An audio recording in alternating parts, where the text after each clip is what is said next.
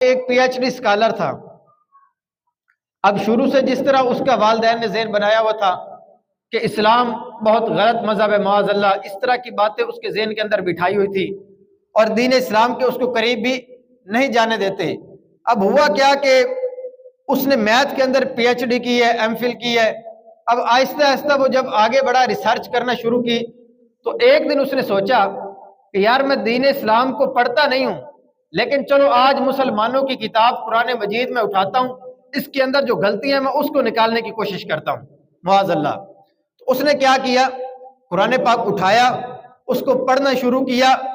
نیت کیا تھی اس کی کہ میں قرآن کے اندر غلطیاں نکالوں گا۔ نہ تو قرآن پاک کے اندر کوئی غلطی تھی اور نہ ہی اس نے نکال سکنا تھا، لیکن جب اس نے قرآن پاک کو پڑھنا شروع کیا، الحمد سے لے کر والناس تک پورے قرآن پاک کو پڑھا، تو قرآن پاک کا نور اس کے دل میں اس طرح اترا کہ اس نے کلمہ پڑھ کر اسلام قبول کر لیا۔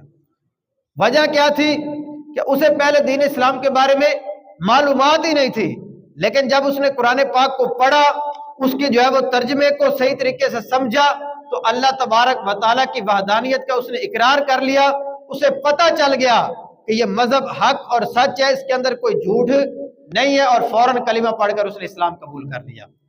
تو یہ انہوں نے کہا کہ فائدہ یہ ہوتا ہے کہ جب بندہ دین اسلام کے قریب آتا ہے، دینی کتب کا مطالعہ کرتا ہے، قرآن پاک کا مطالعہ کرتا ہے، تو اللہ تبارک و تعالیٰ دین اسلام کا نور اس کے دل میں جو ہے وہ اجاگر فرما دیتا ہے۔ یہ تو قرآن پاک ہے نا، یہ تو بے عیب کتاب ہے، اس کے اندر تو کسی قسم کی غلطی کی گنجائش ہی نہیں ہے۔